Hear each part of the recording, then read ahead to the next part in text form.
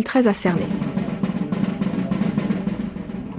La traditionnelle cérémonie commémorant le 68e anniversaire de la victoire du 8 mai 1945 s'est déroulée au monument aux morts.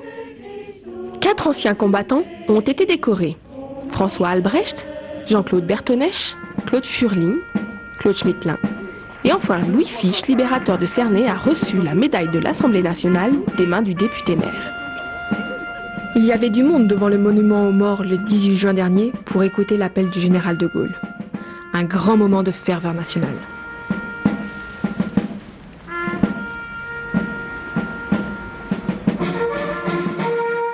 Le 13 juillet, les soldats du feu de Cernay et de Wittelsheim se sont réunis dans la cour du centre de secours de Wittelsheim, en présence d'officiels, pour une remise de médailles, promotion et fourragères.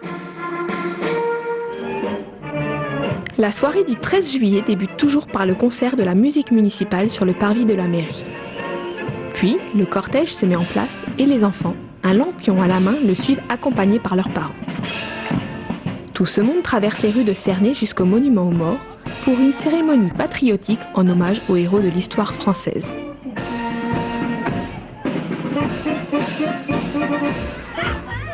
Puis, le millier de spectateurs présents s'amuse et danse sur des rythmes disco avant d'admirer les explosions de couleurs des feux d'artifice.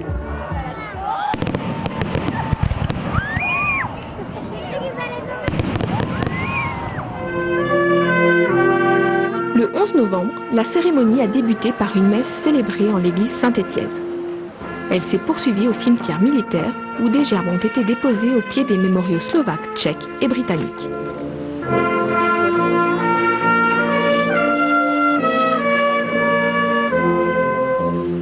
Jean-Paul Meyer, entouré de 2 écoliers, a rallumé la flamme du souvenir au son de musique patriotique. À cette occasion, François Albrecht, Claude Furling et Pierre Grindorge ont été décorés.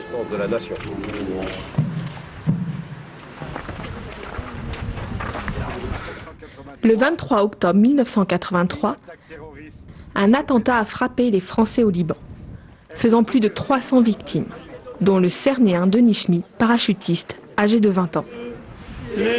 Pour les 30 ans de sa disparition, une cérémonie en son honneur fut donnée au cimetière de Cernay. Passons à présent à notre rubrique culture. Anita Burger